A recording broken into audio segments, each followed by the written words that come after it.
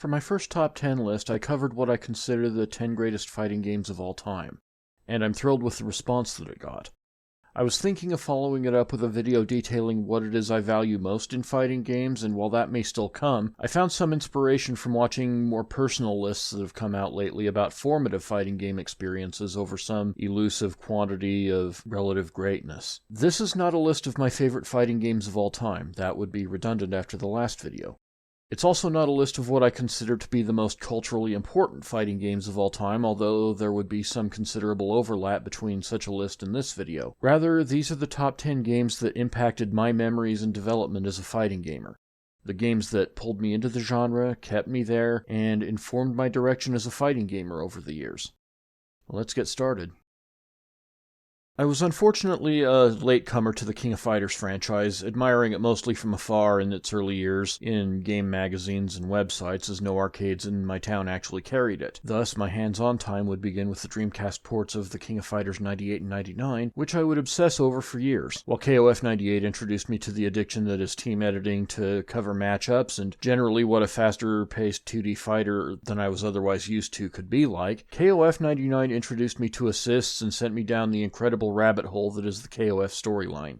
Add to the mix an outstanding soundtrack in a series of outstanding soundtracks, and some of the best backgrounds ever seen in KOF, and this is a game I love coming back to even now. Come to think of it, why haven't I bought the arcade board yet?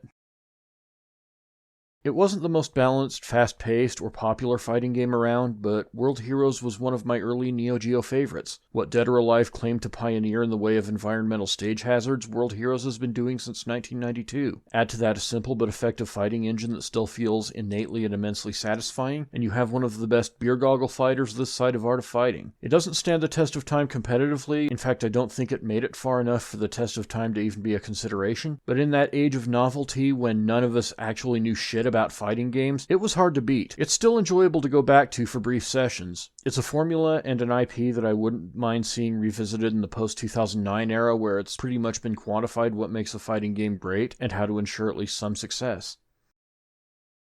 So, everything I said about getting into KOF within a year of the Dreamcast launch, yeah, that couldn't have been better timing, because Capcom and SNK worked together a lot around that time, releasing a slew of games that were pretty solid. Mostly solid. I had some confusion about what IPs actually belonged to SNK due to Takara's close work with them in the 16-bit days, so while Capcom vs. SNK didn't include the likes of Battle Arena Toshinden's Eiji Shinjo or Sophia, it did continue introducing me to SNK's roster of characters beyond what I already knew from what I had encountered. Capcom vs. SNK 2 hit at the height of my obsession, and I definitely loved the character and groove options that the game expanded to on the SNK side. The early days of the Dreamcast were what initially pulled me into the SNK fandom, as much as I detest that word. But Capcom vs. SNK 2 was the centerpiece game that made sure I stayed there. It's shallower than a kiddie pool compared to what it would someday become, but the original Virtua Fighter hit all the right notes to introduce me to 3D fighting games when it landed in my local arcade in 1993. I've already talked about the technical aspect that landed the first 3 games in the series into the Smithsonian, but the presentation also helped elevate the series to prominence in its early years. Sega AM2 were masters of that sort of thing, from the bright city lights in the distance of Sarah's stage that resembled some kind of trippy outdoor dance floor, to the gorgeous desert sunset of Wolf's stage, and all the perfect music that accompanied them. Versus play was a much simpler matter than it is now, and enjoying that first game felt much more about finding ways to hit your favorite moves on your opponents than actually strategizing how to pick up W's. But the technology was so impressive at the time, and existing in that setting so pleasant, that it couldn't help but lock us all in for what the future held. The first Virtua Fighter absolutely set up my love of games like Virtua Fighter 4 Evolution and Virtua Fighter 5 Ultimate Showdown. It also introduced me to a friend who is absolutely a brother to me to this day, and that's not the last time I'm going to be saying that in this video. Super Street Fighter II Turbo made me an adherent to the trust the process side of fighting game evolution. What started out 3.5 years earlier as a groundbreaking but utterly broken cultural phenomenon had refined itself over the course of 5 iterations into a technical marvel that people are still discovering things in approaching its 30th anniversary. The series started taking a lot of grief around this point for all of that reiteration, and some fans were cynically questioning Capcom's ability to count to 3, but back then I wouldn't have minded at all if they had done nothing with the IP but developed Street Fighter II into an ever-growing masterpiece over the years. Of course, we wouldn't have gotten the rest of the Holy Trinity if that had happened. Speaking of which, Street Fighter III Third Strike earned its spot on this list when I ran a tournament in 2002 called the Utah Street Fighter Regenesis. Third Strike is a game that you just might not get until you play it in a room of other fighting gamers who understand what they're doing, and then everything just clicks. 2 years and change before Evo Moment 37, Third Strike made me fall in love with advanced defensive systems in fighting games. I always appreciated them for sure, but after that event, I perk up at the mention of them being included in upcoming titles. I never got as good at it as I wanted to be, as I would pick up some nerve damage playing Capcom vs. SNK 2 a year later that my left arm never fully bounced back from, forcing me to move away from a lot of 2D fighters on a competitive level around that time, and directly leading to the next 3 items on this list. I was nearly 3 years into my more dedicated 3D fighting journey when Tekken 5 dropped, and it would mark the biggest actual success I would ever have competitively in fighting games. Conceptually, I was kind of disappointed that it left some of the more interesting elements of Tekken 4 on the table, but it succeeded in blending key elements of Tekken 3, Tekken Tag, Tekken 4, and even Virtua Fighter 4 into a package that would define Tekken's identity all the way to present day. The depth, style, and feel of Tekken 5 just made you want to play it more as you got more deeply invested in it, and yet it didn't demand that you pick a major and become a character specialist, allowing you to run a rotation of 2 or 3 characters without feeling overextended. One of my biggest gaming what-ifs is wondering how things would have gone had I made it to EVO 2005, and on some level I feel like I've been trying to make up for it ever since.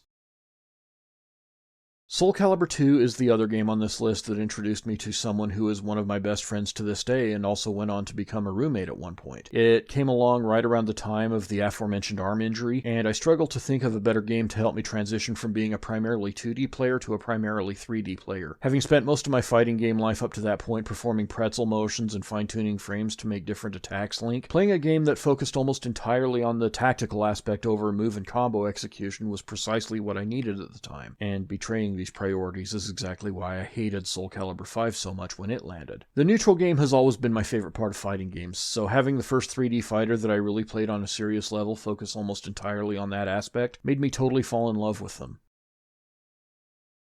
People who were into Virtua Fighter 4 Evolution were really into Virtua Fighter 4 Evolution, and I was one of those people.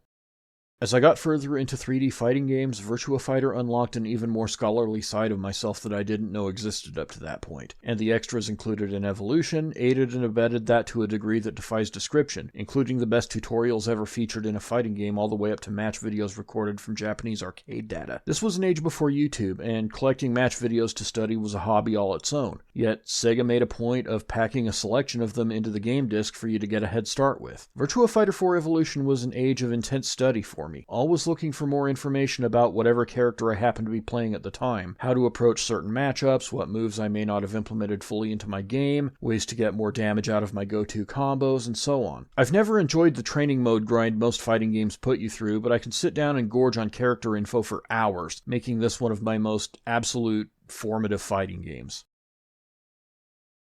Finally, if Street Fighter II was the game that put fighting games on the map for me, and let's be honest, the rest of the world, Champion Edition is the one that made me a dedicated tournament player. My local arcade, the Center Street Pizza Palace, was just 2.5 blocks from my house, had 5 Champion Edition cabinets at its peak, and routinely drew crowds of dozens every weekend and even some weeknights. Epic triple elimination tournaments played out in this establishment, and most of its regulars were fountains of combo and matchup knowledge that helped me build the foundation for the player I am today. Like some other entries on this list, it doesn't hold up now, but the love I had for Champion Edition at its peak gave me the energy that would propel fighting games up to the level of being one of my main gaming genres for my entire life. Simply put, if Street Fighter II had been a one and done, I'm not sure I would have stuck around long enough to discover much else, and I'd probably be a strictly JRPG gamer or something of that nature today. And that's my list. So how about all of you? What are the fighting games that, as Maximilian, who inspired me in part to make this list, put it so well, made you? Let me know in the comments. If you like this video, then please be sure to like, comment, share, and subscribe, as it helps grow the channel. Click the notification bell to know exactly when the next video drops. I'm Patrick Mifflin, and I'll see you back here next time.